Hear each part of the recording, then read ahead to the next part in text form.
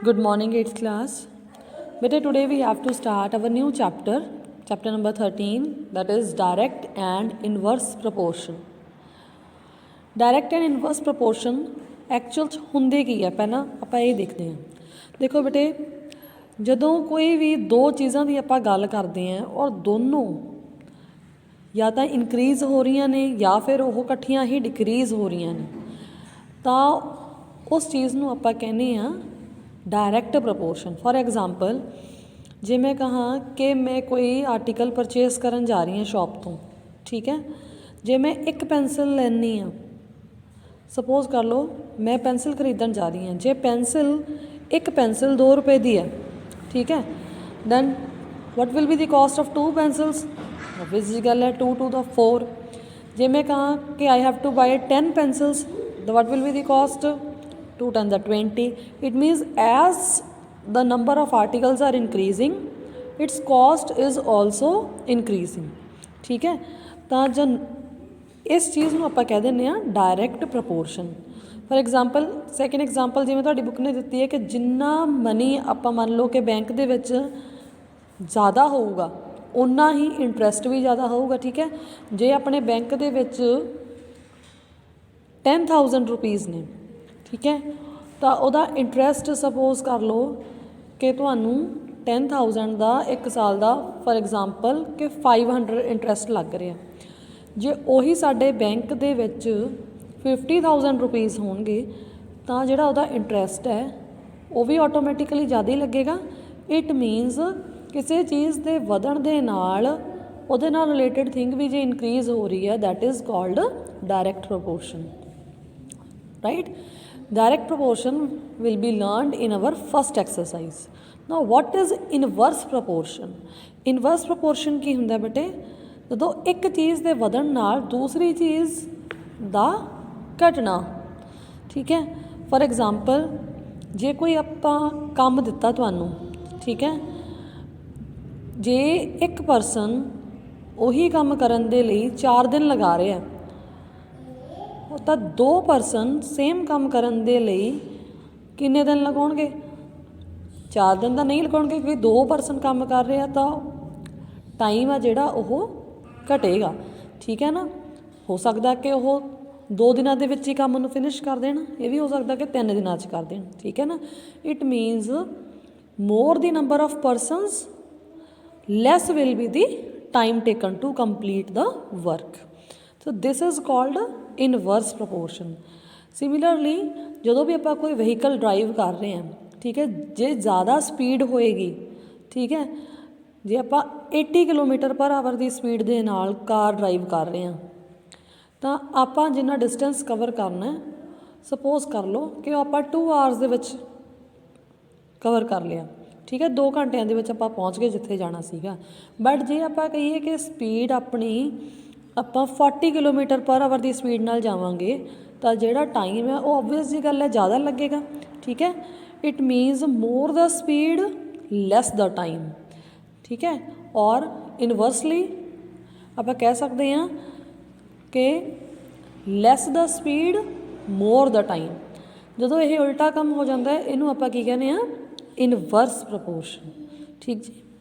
So it means ਜਦੋਂ ਆਪਾਂ formulas ਦੇ ਅਕੋਰਡਿੰਗ ਕੁਐਸਚਨਸ ਨੂੰ ਸੋਲਵ ਕਰਨਾ ਹੈ ਤਾਂ ਡਾਇਰੈਕਟ ਪ੍ਰਪੋਰਸ਼ਨ ਦੇ ਵਿੱਚ ਆਪਾਂ ਕੀ ਕਰਦੇ ਹਾਂ ਬੇਟੇ, ਜੇ ਦੋ ਚੀਜ਼ਾਂ ਨੂੰ ਕੰਪੇਅਰ ਕਰਦੇ ਹਾਂ ਤਾਂ ਆਪਾਂ ਲਿਖਦੇ ਹਾਂ x1 over y1 is equals to x2 over. ਔਰ ਜਦੋਂ ਆਪਾਂ ਬੇਟੇ ਇਨਵਰਸ ਪ੍ਰਪੋਰਸ਼ਨ ਦੀ ਗੱਲ ਕਰਦੇ ਹਾਂ ਤਾਂ ਉਦੋਂ ਕਿਹੜਾ ਫਾਰਮੂਲਾ ਲੱਗਦਾ? x1 y1 equals to x2 y2। ठीक, डायरैक्ट प्रपोर्शन की लिखते हैं x1 over y1 is equals to x2 over y2। और जबकि इनवर्स प्रपोर्शन की लिखते हैं x1 multiply by y1 is equals to x2 multiply by y2। ठीक है, सेंटर कोई साइन, इट मीनस कि साइन होंगे मल्टीप्लाई का। तो let us move to exercise, let us move to example number 1। Example number 1 की है बेटे, it is the cost of 5 meters of a particular quality of cloth is rupees 210. Tabulate the cost of 2, 4, 10 and 13 meters of cloth of the same type. कहते जे 5 metre cloth जो है that is of 210 rupees ਤਾਂ ਤੁਸੀਂ ਦੱਸੋ ਕਿ 2 metre cloth ਕਿੰਨੇ rupees ਦਾ ਹੋਏਗਾ, 4 metre, 5 metre, 13 metre cloth ਕਿੰਨੇ ਦਾ ਹੋਏਗਾ। ਅਸੀਂ ਇੱਥੇ ਕੀ ਕਰ ਸਕਦੇ ਹਾਂ, ਯੂਨਿਟਰੀ ਮੈਥਡ ਵੀ ਲਗਾ ਸਕਦੇ ਹਾਂ, ਬਟ ਕਿਉਂਕਿ ਸਾਡਾ ਚੈਪਟਰ ਕੀ ਹੈ डायरैक्ट एंड इनवर्स प्रपोर्शन, तो आप डायरैक्ट प्रपोर्शन के अकॉर्डिंग ही चलांगे। ठीक है, ऑबवियस जी गल है, जे जिन्ना ज़्यादा कपड़ा लवांगे उन्ना महंगा हो जाएगा, जिन्ना घट लवांगे उन्ना थोड़ा जिहा आपां नूं सस्ता मिल जाएगा। ठीक है, सो असी मन के चलते हैं कि डायरैक्ट प्रपोर्शन है, वो तो असी क्वेश्चन रीड करके देख लिया। मीनस डायरैक्ट प्रपोर्शन है तो x1 over y1 is equals to x2 over y2। हुण सानू की गिवन है बेटे, x1 कितना दिता होया सानू 5 मीटर्स। ठीक है, इत्थे उपर आपां लिखांगे लेंथ ऑफ द क्लोथ। ठीक है, उपर आपां लेंथ मैंशन करते हैं, x की मन के चल रहे हैं आपां लेंथ, और y नू की मन के चल रहे हैं आपां कॉस्ट। ठीक है, इत्थे आपां लेट लिख लेने कि x is equals to length and y is equals to cost. तो लेंथ कितनी गिवन सी सानू 5 मीटर, और 5 मीटर क्लोथ किन्ने रुपीज़ दा 210। ठीक है, सो असी की फाइंड करना सब तो पहला 2 मीटर क्लोथ किन्ने रुपीज़ दा होएगा, वो असी फाइंड करना। y2 नू y2 रख दो, क्रॉस मल्टीप्लाई वगैरह कर लेने हैं। ठीक है ना, इत्थे इंटरचेंज कर लेने, इत्थे क्रॉस मल्टीप्लाई। सो ये की आ गया बेटे, y2 ऊपर चला गया। ठीक है, और ये 5 नीचे आ गया, 2 इत्थे ऑलरेडी सी, 210 इत्थे की हो गया multiply. It means 5 1 the 5, 5 4 the 20, 5 2 the 10, so 42 multiply by 2 84। It means 2 meter cloth किन्ने रुपीज़ का होएगा 84 रुपीज़। ठीक है, और रुपीज़ का सिंबल पा लांगे। सिमिलरली उन्होंने बोलिया कि 4 मीटर क्लोथ किन्ने रुपीज़ का होएगा। नाउ व्हेन अगेन बेटे we will write x1 over y1 is equals to x2 over y2, but हुण इत्थे आपां की लिखांगे x3 लिखांगे। ठीक है, x3 ओवर y3, क्योंकि x2 ओवर y2 नाल तां आपां ऑलरेडी कंपेयर कर चुके हैं। अगेन x की है length of the cloth, y की है कॉस्ट ऑफ द क्लोथ। कितना गिवन सीगा 5 मीटर क्लोथ किन्ने रुपीज़ का 210 रुपीज़ का। ना 4 मीटर क्लोथ किन्ने रुपीज़ का होएगा, we have to find that thing y3 as it is. Again इत्थे करांगे बेटे इंटरचेंज और इधर cross multiply. So y3 is equals to 4, 210 उधर मल्टीप्लाई चला गया। ठीक है, 5 डिवाइड से चला गया। So let us divide it again, 5 1 the 5, 5 42 the 210. Now 42 multiply by 4, you will get 2 4 the 8, 4 4 the 16. So 168 rupees अपने कोले एक आंसर आ गया। फिर उन्होंने सानू कहा सीगा what will be the cost of 10 meter cloth. इत्थे आपां अगेन हुण इत्थे की लिखांगे x4 ओवर y4, और x1 y1 की वैल्यू तो वही है 5 ओवर 210, x4 की वैल्यू चेंज होगी अपने कोले 10, और y4 की वैल्यू असी हुण फाइंड करनी है। ठीक है, so again y4 is equals to 10 multiply by 210 divided by 5। Again 5 1 the 5, 5 multiply by 42, 210। So y4 की वैल्यू कितनी आ गई बेटे 420 रुपीज़। ठीक है, एंड इट फिर उन्होंने कहा कि x1 ओवर y1 नूं तुसीं फाइंड करो जे x5 ओवर y5, x5 की वैल्यू कितनी है 13 meter. So again 5 over 210 equals to 13 over y5। ठीक है, सो 13 ओवर y5 के अकॉर्डिंग इधर अगेन इंटरचेंज ते क्रॉस मल्टीप्लाई। सो वाई 5 की वैल्यू कितनी आएगी बेटे 13 multiply by 210 over 5। Again 5 1 5, 5 multiply by 42 210। ना 42 ਨੂੰ 13 ਦੇ ਨਾਲ ਜਦੋਂ ਤੁਸੀਂ ਮਲਟੀਪਲਾਈ ਕਰੋਗੇ ਬੇਟੇ ਯੂ ਵਿਲ ਗੈਟ 546 रुपीज़। ठीक है, इट मीन्स वाई 5 की वैल्यू कितनी आ गई 546। ओके बेटे, now next moving to example number 2। Example number 2 is an electric pole 14 meters high cast the shadow of 10 meters। ठीक है, एक पोल है जिसकी हाइट कितनी है 14 मीटर, तो उसकी शैडो कितनी बन रही है 10 meter. Find the height of the tree that cast shadow of 15 meters under similar conditions. Same time ते जो ट्री है ਉਹਦੀ हाइट फाइंड आउट करो जे ਉਹਦੀ शैडो कितनी है 15 मीटर। तो आप अगेन इतने किहड़ी चीज़ लगावांगे डायरैक्ट प्रपोर्शन। इत्थे आप लिख रहे हैं बेटे हाइट, ठीक है, ऑफ द ऑब्जैक्ट, तो नीचे आप लिखांगे शैडो। हुण हाइट ते शैडो नूं कंपेयर करिए बेटे, हाइट ऑफ पोल नूं आपां x1 ते शैडो ऑफ पोल नूं y1, हाइट ऑफ ट्री नूं x2 ते शैडो ऑफ ट्री नूं की मन्नांगे y2। हाइट ऑफ पोल कितनी गिवन है सानू 14 और वो शैडो कितनी बन रही है 10 meter. And height of the tree असी फाइंड करनी है, शैडो ऑफ द ट्री कितनी गिवन है सानू 15 मीटर्स।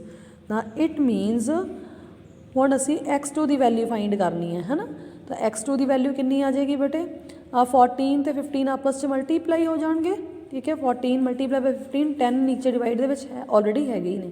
ठीक है, सो टेबल ते कैंसल करिए आप 5 2 the 10, 5 3 the 15, 2 1 the 2, 2 7 the 14। It मीनस x2 की वैल्यू कितनी आ गई बेटे 7 3 द 21 मीटर। ठीक है, इट मीनस कि जी ट्री की हाइट है वो कितनी होगी 21 meters. Right, next is third example. It is if the weight of 12 sheets of thick paper is 40 grams, then how many sheets of the same paper would weigh 2.5 kg। Units का भी बेटे इतने ध्यान रखना है। ठीक है, वो की कह रहे हैं जे 12 शीट्स का जो वेट है दैट इज़ 40 ग्राम्स, तो तुसी दसो कि किन्नियां शीट्स का जोड़ा वेट है दैट विल बी 2.5 kg। तो इत्थे अपने कोले गल की हो रही है थर्ड एग्जाम्पल दे विच weight and number of sheets. ठीक है, ऊपर बेटे मैं लिख लेनी है नंबर ऑफ शीट्स, नीचे मैं लिखूँगी वेट। ठीक है, N is number of sheets, W is weight. तो कंपेयर करिए, देखो बेटे 12 शीट्स ने, 12 शीट्स का वेट कितना है 40 ग्राम है ना, और बोल रहे हैं कि किन्नियां शीट्स, उन्होंने आप मान लाँगे इतने x2। ठीक है, द वेट 2.5 kg, 2.5 kg इत्थे की सी ग्राम। फर्स्टली आप की करांगे इनू बेटे, तो तुसी साइड पे लिख सकते हो x1 over y1 is equals to x2 over y2। मैं पहला लिखना भूल गई। ठीक है बेटे जी, नाउ 12 ओवर 40 मैं की करूँगी बेटे kg नू ग्राम्स दे विच कन्वर्ट करूँगी पहला। ठीक है, now 1 kg is equals to how many grams 1000, so 2 kg is equals to 2000 and half kg कितना हो गया 500। It means 2500 grams. हुण ये भी ग्राम्स च है, ये भी ग्राम्स च। ठीक है, दोनों मैं ग्राम्स च कन्वर्ट कर ली। नाउ हुण असीं वैल्यू फाइंड करनी है बेटे, कर लो क्रॉस मल्टीप्लाई। सो x2 की वैल्यू कितनी आ जानी है साडे कोले 12 मल्टीप्लाई बाय 2500 डिवाइडेड बाय 40, 0 दे नाल 0 कैंसल हो गया। ठीक है, then 4 1 the 4, 4 3 the 12, then 250 multiply by 3 that is 750 sheets ही फाइंड करनी है ना। सो सो 750 आ गया कि 750 शीट्स का जोड़ा वेट है that will be 2.5 kg. Okay, next is example number 4. Fourth example is a train is moving at a uniform speed of 75 km per hour. How far will it travel in 20 minutes? Uniform speed है मीनस का speed नहीं change हो रही, बिना speed change किए और 20 minutes ਦੇ ਵਿੱਚ कितना डिस्टेंस कवर करेगी. ठीक है, एक तो ये चीज़ फाइंड करनी है. सैकेंडली आप फाइंड करना है find the time required to cover a distance of 250 kilometer कि 250 किलोमीटर डिस्टेंस कवर करने के लिए कितना टाइम लगेगा. ठीक है, सो इत्थे किहड़ी गल हो रही है साडे कोले. एक तो बेटे इन्होंने सानू दस्सिया डिस्टेंस, ठीक है, एक इन्होंने दस्सिया सानू टाइम टेकन. हुण इत्थे इहनूं असीं इनवर्स प्रपोर्शन दे विच नहीं करना, असीं डायरैक्ट प्रपोर्शन 'च ही करांगे क्योंकि उन्होंने की आपां नूं मैंशन कीता कि स्पीड जो है दैट इज़ यूनीफॉर्म. ठीक है, हुण की कह रहे हैं अगेन इत्थे पहलां आपां x1 over y1 is equals to x2 over y2 ये लैके चलांगे. ठीक है, x1 over y1 is equals to x2 over y2. Now x1 की है डिस्टेंस, कितना डिस्टेंस बोलिया उन्होंने 75 kilometre per hour मीनस 75 kilometre distance cover किया किन्ने टाइम दे विच पर आवर. उन्होंने आपां मिनट्स चेंज करांगे. ठीक है, किन्ने मिनट्स हो गए 1 आवर दे विच 60 मिनट्स. जे 75 किलोमीटर डिस्टेंस कवर कर रहे आ 60 मिनट्स दे विच तां how far it will travel in 20 minutes. 20 minutes दे विच कितना डिस्टेंस कवर करनगे उन्होंने आपां की मान लेना x2. ठीक है, it means cross multiply again it will be 75 multiply by 20 divided by 60 is equals to x2. ठीक है जी, सो 21 the 20, 23 the 60, then 3 1 the 3, 3 2 the 6, 3 5 the 15. It means 25 kilometer जो है वो डिस्टेंस कवर होएगा किन्ने टाइम दे विच 20 मिनट्स दे विच. This was the first part. Second part सानू की क्या how find the time required to cover the distance of 250. Again इत्थे मैं की कहूँगी x1 over y1 is equals to हुण मैं इत्थे x3 ओवर y3 लिख रही हैं. ठीक है, x1 y1 की है बेटे साडे कोले 75 kilometer in 1 hour that is 60 minutes. ठीक है, सो हाउ मच टाइम उन्होंने कहा कितना टाइम लगेगा जे असीं कितना डिस्टेंस कवर कर रहे हैं 250 किलोमीटर. द टाइम कितना लगेगा दैट इज़ आपां y3 फाइंड करना है. इट मीनस क्रॉस मल्टीप्लाई करांगे अगेन इधर इंटरचेंज कर देंगे. So what will be the value of y3 7 this is 250 multiply by 60 divided by 75. So 25 10 the 250, 25 3 the 75, then 3 1 the 3, 3 2 the 6 0 as it is. It means y3 की value कितनी आ गई बेटे साढ़े कोले 20 multiply by 10 that is 200 kilometre. ठीक है, it means 200 minutes.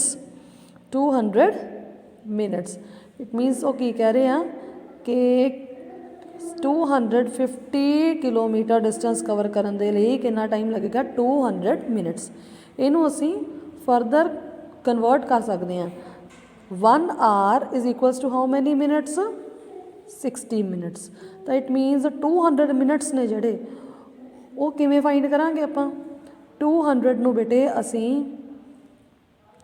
60 ते divide करके देख लैंदे आ. ठीक है, 6 1 the 6, 6 2 the 12, 6 3 the 18. It mean 60 multiply by 3 it will B 180. ठीक है, 0 minus 0 0, 20 minus 18 it will B 2. It मीनस 3 hours तो पूरे लगणगे. ठीक है, और 20 मिनट्स जिहड़े ने वो एक्सट्रा लगणगे. ਇਟ ਮੀਨਸ 200 ਮਿੰਟਸ ਨੂੰ ਜੇ ਅਸੀਂ ਆਵਰਸ ਦੇ ਵਿੱਚ ਕਨਵਰਟ ਕਰਨਾ ਹੈ, ਇਟ ਵਿਲ ਬੀ 3 ਆਵਰਸ, ਜੋ ਰਿਮਾइंडर बच गया दैट इज़ मिनट्स, 20 मिनट्स। ठीक है, this is your rough work. Like this you can find the answer. Next is example number 5। The scale of a map is given as 1 ratio, this much is 1000, then lakh, this is 3 crore, है ना। This is 3 crore, ones, tens, 100, 1000, 10,000, lakh, 10 lakh, crore. That is 1 ratio 3 crore.